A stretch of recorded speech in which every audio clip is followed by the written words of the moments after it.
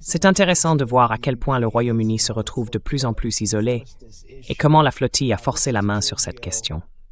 Voici Giorgia Meloni, la première ministre italienne. Les images de Ben Gvir sont inacceptables. Il est inadmissible que ces manifestants soient soumis à un tel traitement qui porte atteinte à la dignité humaine. Elle a convoqué l'ambassadeur d'Israël et exigé des excuses officielles de la part d'Israël.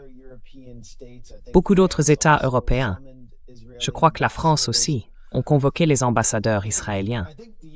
Le Royaume-Uni, lui, a également convoqué l'ambassadeur, mais avec un message beaucoup plus mesuré, formulé de manière très clinique sur les réseaux sociaux. Meloni avait déjà condamné la flottille auparavant. Il y a vraiment beaucoup de citoyens italiens qui y participent et qui contribuent à les organiser. Donc forcément, elle subit une pression bien plus forte pour la condamner. Et pour moi, cela marque une sorte de tournant diplomatique. Est-ce que selon vous, cela pourrait conduire à un véritable changement de politique de la part des États européens non membres du Commonwealth?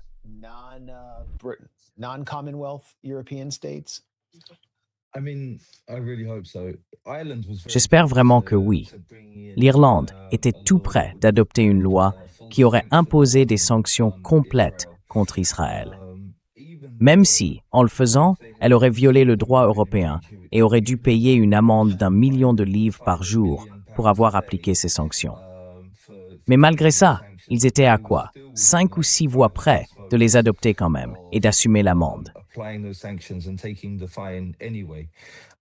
Donc, l'Union européenne vous infligerait une amende d'1 million de livres par jour si vous sanctionniez Israël.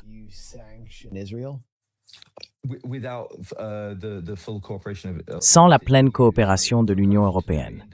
Donc pour qu'un pays le fasse de manière indépendante, ce serait une violation du droit européen. Mais malgré ça, le Parlement irlandais était vraiment sur le point d'adopter les sanctions quand même, en disant en gros, très bien, infligez-nous une amende si vous voulez. Je vais dire ceci à propos du personnel du consulat. Quand nous sommes arrivés en Turquie, après environ 4 jours de torture atroce, je suis allé voir le personnel du consulat britannique. Je leur ai dit que j'avais été témoin d'une agression sexuelle et que je devais leur faire une déposition à ce sujet, que c'était une affaire très importante. Et à 3 reprises, ils m'ont répondu « Oui, c'est vraiment très important », puis ils sont partis. J'ai dû aller les voir 3 fois pour essayer de leur parler de ce problème, et 3 fois, ils sont partis sans prendre ma déposition. Time them, en fait, de faire comme.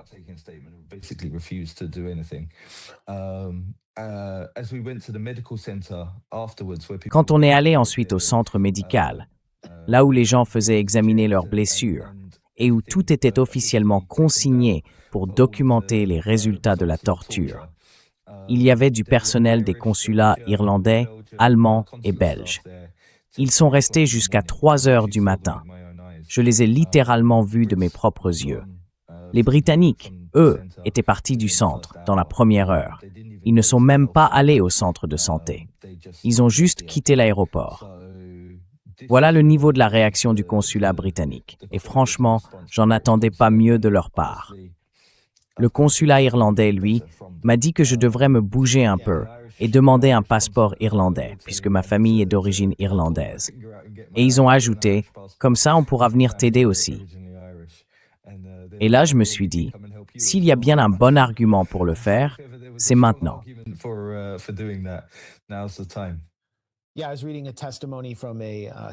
Oui, je lisais le témoignage d'un militant néo-zélandais, un Kiwi, qui est en fait maori. Il racontait avoir été brutalisé, battu violemment. On l'a menacé de le jeter dans une pièce avec des chiens pour le torturer. Il a été témoin de beaucoup des horreurs que vous avez vécues. Et puis à son retour à Auckland, personne ne les a accueillis. Il n'y a eu aucun soutien du gouvernement, un silence total sur ce qui s'est passé là-bas. En Australie, on a vu un député écologiste prendre la parole sur les agressions sexuelles et la torture. Mais vous savez, le Parti travailliste est resté plutôt silencieux. but labor was pretty silent. And yeah, go ahead. I can go one up on that. Je peux faire encore mieux que ce cas en Nouvelle-Zélande. Quand nous sommes arrivés au Royaume-Uni, la délégation britannique avait prévu une conférence de presse dans un hôtel juste à côté. Et là, la police est intervenue pour menacer l'hôtel. Si la conférence avait lieu, ils auraient des ennuis en invoquant la loi Prevent, en disant que ce serait une forme de radicalisation. Résultat, on a dû aller faire la conférence de presse dans un champ, pas très loin de l'aéroport, parce que l'hôtel qu'on avait réservé a été en gros intimidé par la police britannique pour ne même pas nous laisser tenir la conférence là-bas. C'est complètement fou. C'est incroyable. Bienvenue au pays de la démocratie et de la liberté d'expression. Oui, les valeurs westphaliennes ressemblent de plus en plus aux valeurs israéliennes au Royaume-Uni. Voilà comment des militants ont été accueillis à Bilbao, en Espagne, par la police basque. Et j'aimerais que vous réagissiez à ça aussi. C'était vraiment dingue. This was pretty wild.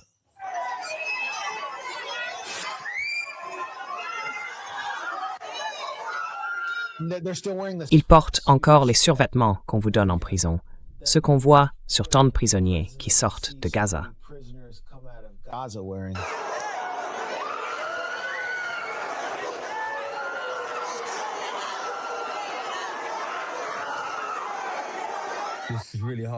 C'est vraiment difficile pour moi de regarder ça, parce que j'ai été dans les cellules avec beaucoup de ces gens-là. Je veux dire, ce sont des personnes vraiment courageuses, formidables. Ce sont des policiers espagnols, des capitaines remarquables. Pourquoi est-ce qu'ils les frappent? Ils viennent juste de sortir de l'aéroport. Quoi? Alors, si j'ai bien compris, même si le gouvernement espagnol est plutôt favorable à la cause palestinienne, beaucoup de ces militants viennent de la région catalane. Et donc, comme ils soutiennent l'indépendance de la Catalogne, c'est pour ça que la police basque les a traités de cette façon. Beaucoup des marins et des capitaines étaient espagnols, parce que la flottille est partie de Barcelone.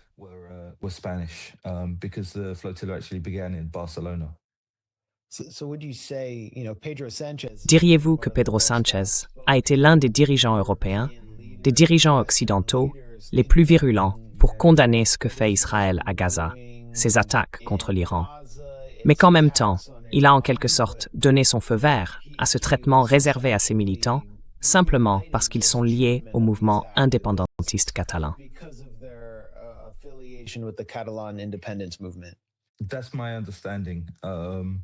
C'est comme ça que je le comprends. Mais malheureusement, tu sais, d'après mon expérience, les flics basculent beaucoup trop vite vers le fascisme. Ouais, et souvent, ils se comportent un peu comme une loi à eux seuls, même si leurs responsables politiques peuvent avoir d'autres positions. Ouais, je pense qu'il y a pas mal de politiques locales qui se jouent dans cette situation. Franchement, c'est difficile à regarder pour moi, parce qu'ils viennent littéralement de subir des violences, d'être battus et maltraités de manière similaire par les Israéliens, et puis ils rentrent chez eux et leur propre pays leur fait la même chose. Ouais, enfin, c'était...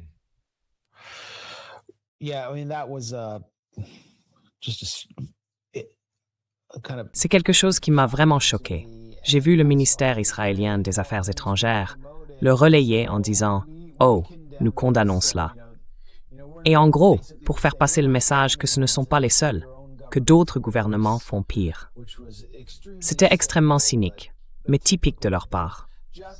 Tout aussi typique que lorsqu'ils ont condamné l'ONU pour avoir placé Israël sur une liste noire de pays pratiquant des abus sexuels de manière systématique dans leurs prisons, alors qu'ils avaient eux-mêmes fait pression au sein de cette même instance pour que le Hamas soit ajouté à cette liste.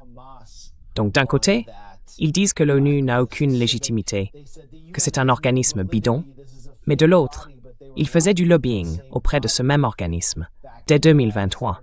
Tout ce qu'ils font est d'un cynisme total.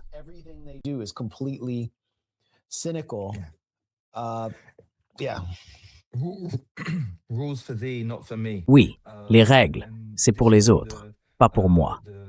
Et c'est comme ça qu'Israël fonctionne depuis aussi longtemps que je suis ce conflit. Je me souviens quand j'étais enfant, ma mère m'expliquait, elle avait passé du temps en Cisjordanie avant même ma naissance, à travailler avec des organisations et des groupes palestiniens. Et oui, c'est une histoire qui, comme on l'a dit au début, dure depuis 75 ans, bien avant que l'un ou l'autre de nous ne soit même une idée dans les yeux de nos parents.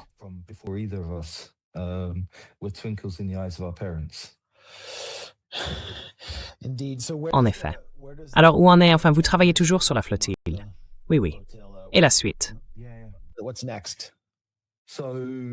Alors, la suite, c'est que, en fait, je peux te l'envoyer aussi. J'ai des images de notre bateau, celui qui a été sabordé et qui a coulé. Et un des autres bateaux a réussi à revenir sur place pendant qu'il coulait et a filmé ça. Je peux te les envoyer. Je ne crois pas que ces images aient été rendues publiques. Oui.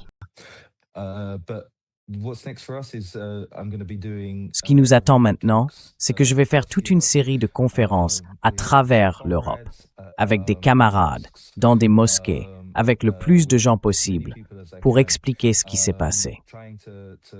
L'un des autres objectifs de cette flottille, c'était de créer des témoins directs, des personnes capables de parler de leur propre expérience de ce qui s'est réellement passé.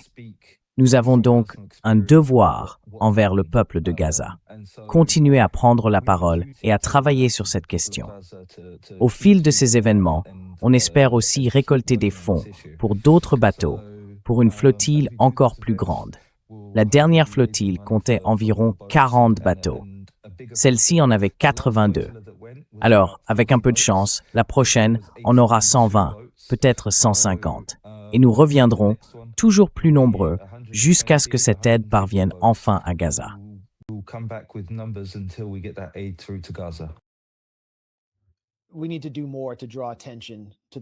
Nous devons faire davantage pour attirer l'attention sur le fait qu'il y a plus de 8000 otages palestiniens qui sont torturés en ce moment.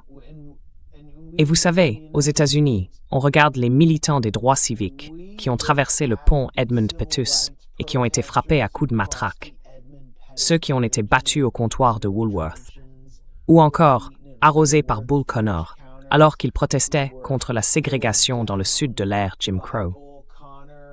Comme des héros, le Parti démocrate les érige presque en objet de culte.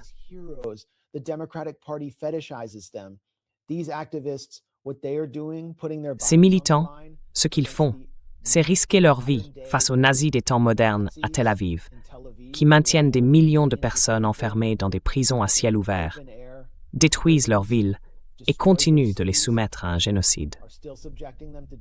Ce qu'ils font n'est pas moins héroïque. Et ils prennent même un risque encore plus grand pour leur vie, en affrontant une armée qui tue des civils pour le plaisir. Ce sont les héros de notre époque. Et un jour, nous les verrons comme nous voyons aujourd'hui les manifestants des droits civiques, ceux qui sont désormais présentés comme les icônes du Parti démocrate, ce même parti qui continue de soutenir cet état d'apartheid.